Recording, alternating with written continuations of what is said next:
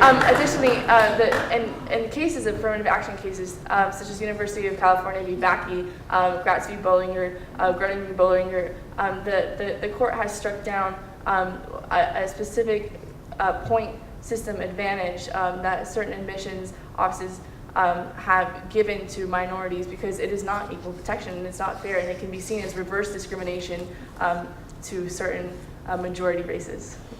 You spoke about federalism really in passing. I'm curious if you will expand your thinking in that respect. How does federalism promote either equal opportunity or equality of condition, or does it? The system of federalism is best evidenced in fostering equality of condition in our own state of Florida. Through the system of having local governments as well as state governments and then federal government, the opportunity to run for public office is more apparent and is seen through the career of Marco Rubio. Marco Rubio, he is a candidate in our own state where he began at a very low level of office, and he has worked his way up to running for a seat in the Senate of the United States Senate, and he even has a higher amount of constituents backing him, even though his opponent has better name recognition than he does. And through federalism, because the opportunities really of government, running for government is divided by the states and the national government, it opens up a whole field of opportunity where the citizens can get involved in the school board, running for school board or local commissioner or mayor, and then you can work your way up to the governor. And even with community service, there's so many more opportunities with federalism because the citizens can get involved with their local communities as well as can participate in national issues. By participating in lower levels of government and below that in civil society, it fosters democratic ideas in that they learn how to participate in government and learn how to get their voices heard in a civil society and then work their way up into government.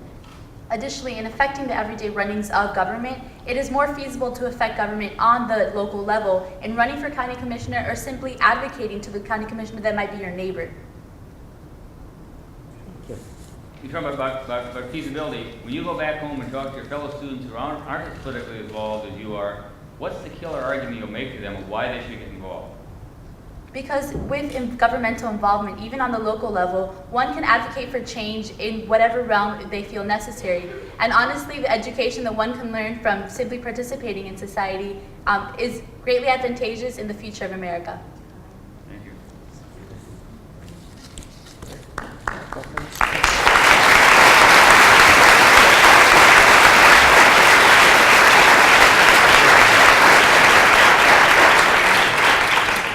Great quotes, and they were appropriate quotes. Some of the quotes thrown at us, we're trying to figure out why did they put that quote in, but your quotes were very nice and appropriate.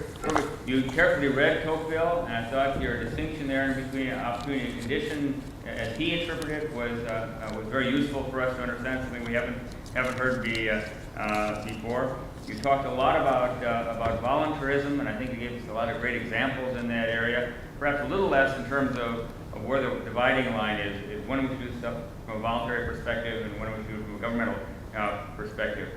But I'd like you to just kind of look around this room for a minute and recognize that you are in a very unique little, I was going to say fraternity, I can't say that anymore, sorority or whatever, of individuals who have the right to make their speech before a body in this sort of a setting. Very few people have that opportunity. I hope that you'll be back sometime. I hope you'll be back not as some of the incriminated, but as some of the enlightened, and enlighten some of the people sitting up here on the dais here, and you're on the right trajectory to be a good citizen. They might be on this side. Right. Good job on the presentation. You know, the presentation from the Florida crowd is always very poetic, and you had a great job. You did a great job in presenting to this panel here. You know, you brought up a lot of good points that we sort of discussed during our question and answer session, including things like needs-based scholarships, suffrage, things that can get a more greater level opportunity that Tocqueville described. I think we wanted to hear maybe a little bit more on the constitutional Also, aside from suffrage or affirmative action cases, but I think that you did an excellent job in sort of tying it together, and with a great close. Good job. Good. I would agree with my colleagues.